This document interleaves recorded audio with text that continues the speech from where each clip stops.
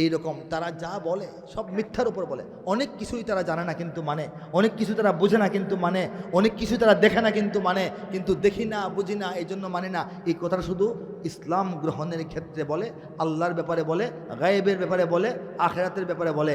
এছাড়া তাদের লড়াই করার, তর্ক করার অন্য কোনো যৌক্তিক যুক্তি নাই। বলেন ঠিক কিনা? নাস্তিকদের ব্যাপারে আমি ছোট্ট গল্প বলি। একজন বুজুর্গ আল্লাহর ওলি অতীত জীবনে, তার যুগে এক মহানাস্তিক ছিল, নাস্তিক লিডার। সে গোটা জাতিকে বিভ্রান্ত করে ফেলতেছে। এখন করে না, ইউটিউবে বিভিন্ন নাস্তিক দেখেন না, বিভ্রান্ত করে ফেলতেছে, মানুষের ইমানকে দুর্বল করে ফেলতেছে। তার সঙ্গে এই বুজুর্গের একবার দেখা হয়েছে। তিনি বললেন, এই মেয়ের দিকে আসো, তুমি নাকি আল্লাহর অস্তিত্ব নিয়ে, শরীয়তের বাস্তবতা নিয়ে বিভিন্ন প্রশ্ন করো, সাধারণ মুসলমানদেরকে, এই গোটা অঞ্চলের মানুষকে তুমি বিভ্রান্ত করতেছ, তোমার কথাটা কি বলতে চাও? সে বলল, হুজুর আপনি তো মুমিনদের সবচেয়ে বড় একজন নেতার একজন, আপনার সঙ্গে দেখা হয়েছে, আমি 3টা প্রশ্ন করব, 3টা প্রশ্নের সমাধান পারলে আপনিও দেন। অন্যকেও জিজ্ঞেস করছি, কেউ দিতে পারে নাই, আপনাকেও চ্যালেঞ্জ করছি, পারলে আপনি দেন, যদি দিতে পারেন আমি মুমিন হব, না পারলে আপনি নাস্তিক হবেন। আল্লাহর বলি তিনি এই চ্যালেঞ্জ গ্রহণ করলেন।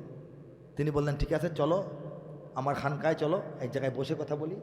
নাস্তিক লিডারকে নিয়ে আল্লাহর ওলি তার খানকায় গেলেন। বলেন সুবহানাল্লাহ। খানকায় গিয়ে বসছেন, বসো, উনিও বসছেন। সে তো প্রস্তুত আলোচনার জন্য। সে বলল, আমার 3টা প্রশ্ন। 1 নম্বর প্রশ্ন হচ্ছে, আপনারা বলেন ওয়াল কদরি খাইরিহি ওয়া শাররিহি মিনাল্লাহি তাআলা, তকদির, ভাগ্য, এটা ভালো মন্দ যাই হয় আল্লাহর পক্ষ থেকে হয়। তিনি বললেন, হ্যাঁ এটা বলি, এটা আমাদের ইমানের অংশ। তাই যদি হয় তাহলে আমি আপনি যখন কোনো অন্যায় করি, খুন খারাপি করি, মারপিট করি, গুনাহের কাজ করি, তখন সেই গুনাহটা যে করলাম এটা তো আমার ভাগ্যে লেখা ছিল। আর ভাগ্য কার হাতে? ভাগ্যে ছিল বলে আমি একজনকে খুন করে ফেলছি, এই তো কথাটা।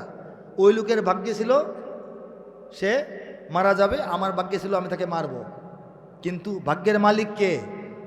তাহলে আমার দোষ হয় কেন? মানুষ যখন পাপ করে, অন্যায় করে, মানুষ কেন এটার দোষ নেবে? মানুষ যা করে তার ভাগ্যে ছিল বললেই করে। জান্নাতে কে যাবে? ভাগ্যে ছিল। জাহান্নামে কে যাবে? ভাগ্যে ছিল। আর তকদিরের মালিক আল্লাহ, তাহলে মানুষের দোষ হবে কেন? সাংঘাতিক প্রশ্ন না? এই প্রশ্নটা যখন আমাদের সমাজের নাস্তিকরা করে, আমাদের অনেক তরুণের মনের মধ্যে ঢুকে, তাই তো জ্ঞানের কথা।